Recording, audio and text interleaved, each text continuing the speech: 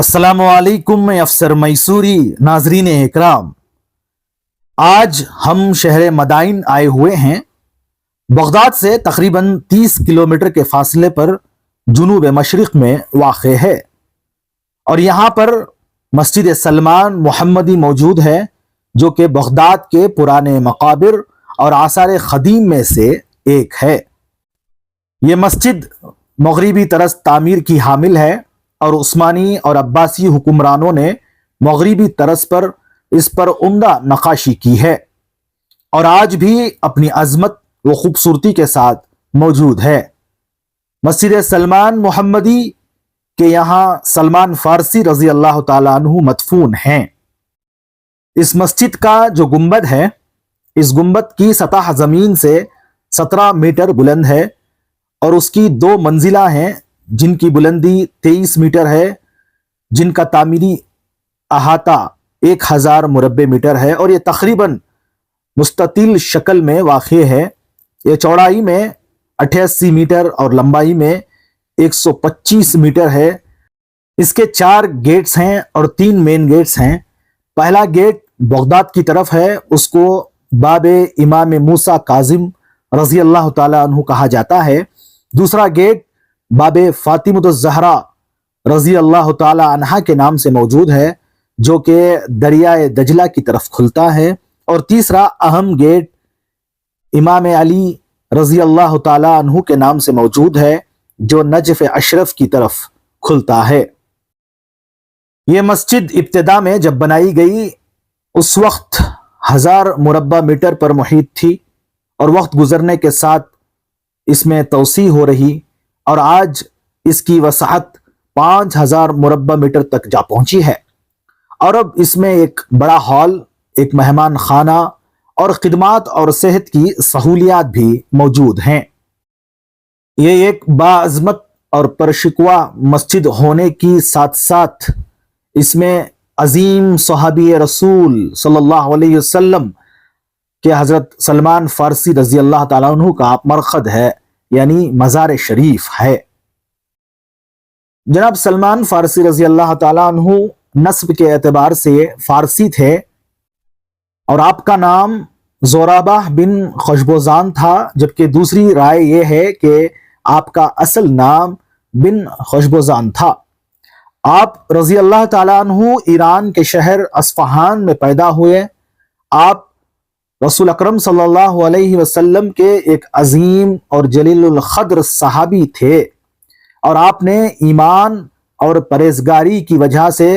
دین اسلام کے ہاں ایک عظیم منزلت اور مرتبہ حاصل کیا۔ یہاں تک کہ آپ کے بارے میں کہا گیا ہے کہ رسول اکرم صلی اللہ علیہ وسلم کہا کرتے تھے کہ سلمان ہم اہل بیت سے ہیں، اور آپ کی عظمت اور رفعت کے بارے میں رسول اکرم صلی اللہ علیہ وسلم نے فرمایا، جنت 3 اشخاص کی مشتاق ہے۔ پہلے علی ابن ابی طالب رضی اللہ تعالی عنہ، دوسرے عمار یاسر رضی اللہ تعالی عنہ، اور تیسرے سلمان فارسی رضی اللہ تعالی عنہ۔ اسی طرح آپ کو سلمان خیر بھی کہا جاتا تھا۔ حضرت سلمان فارسی رضی اللہ تعالی عنہ نے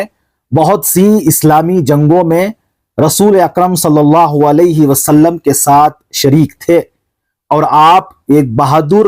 اور نڈر مرد تھے۔ جنگ احزاب یعنی جنگ خندق میں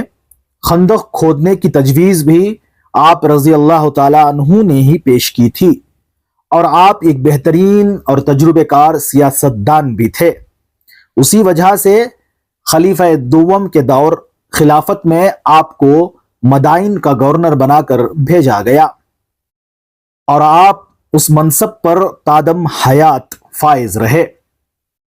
یہاں تک کہ سن 35 یا 36 ہجری میں آپ رضی اللہ تعالیٰ عنہ وفات پا گئے، اور آپ کو امیر المومنین علی ابن طالب رضی اللہ تعالیٰ عنہ کی موجودگی میں ہی وہیں دفن کیا گیا، اور آپ کو امیر المومنین علی ابن ابی طالب رضی اللہ تعالیٰ عنہ کی موجودگی میں وہیں دفن کیا گیا۔ آپ رضی اللہ تعالیٰ عنہ امیر المومنین حضرت علی ابن ابی طالب رضی اللہ تعالیٰ عنہ کے خواص میں سے تھے۔ آپ نے پہلی ہجری میں ہی اسلام قبول کیا، اسی لیے سابقین اولین میں سے ہونے کا بھی شرف حاصل تھا۔ جیسے کہ امیر المومنین حضرت علی رضی اللہ تعالیٰ عنہ فرماتے ہیں کہ رسول گرامی اسلام پر سب سے پہلے ایمان لانے والے 5 افراد ہیں، اور مجھے ان سب میں سے پہلا اسلام لانے کا شرف حاصل ہے۔ اسی طرح ان میں سے سلمان رضی اللہ تعالیٰ عنہ جو فارس کے رہنے والے، صہیب رضی اللہ تعالیٰ عنہ جو روم کے رہنے والے، بلال رضی اللہ تعالیٰ عنہ جو حبش کے رہنے والے، اور خباب رضی اللہ تعالیٰ عنہ جو نبت کے رہنے والے تھے۔ حضرت سلمان فارسی رضی اللہ تعالیٰ عنہ زاہد و تقوی کے اس درجے پیکر تھے کہ جب آپ کو خلیفہ دوم حضرت عمر بن خطاب رضی اللہ تعالیٰ عنہ کی طرف سے مدائن کی گورنری کی پیش ہوئی تو آپ نے انکار کیا، یہاں تک کہ امیر المومنین حضرت علی رضی اللہ تعالیٰ عنہ سے اجازت ملی، تب جا کر اس عہدے کو قبول کیا اور مدائن کے گورنر بن گئے۔ آپ کی سادگی کی یہ مثال تھی کہ باوجود اس کے کہ آپ گورنری کے منصب پر فائز تھے، خود ہی لکڑیاں چنتے تھے، اور آپ کے پاس ایک عبائیہ تھی جس کا ایک حصہ آپ بچھاتے تھے اور ایک حصہ اوڑھتے تھے،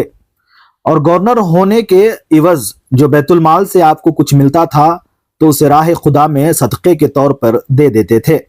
اور اس کے علاوہ آپ گورنر ہونے کے باوجود ٹوکریاں بنایا کرتے تھے اور فروخت کرتے تھے، اور اسی قیمت سے اپنا خرچ نکالتے تھے۔ اور جب لوگ آپ کی اس سادگی پر اعتراض کرتے تھے تو آپ اس کے جواب میں کہتے تھے کہ مجھے اپنی محنت اور مزدوری سے ہی کھانا کھانا پسند ہے۔ تو یہ رہی جلیل القدر صحابی رسول حضرت سلمان فارسی رضی اللہ تعالیٰ عنہ کی مزار مبارک اور خوبصورت مسجد۔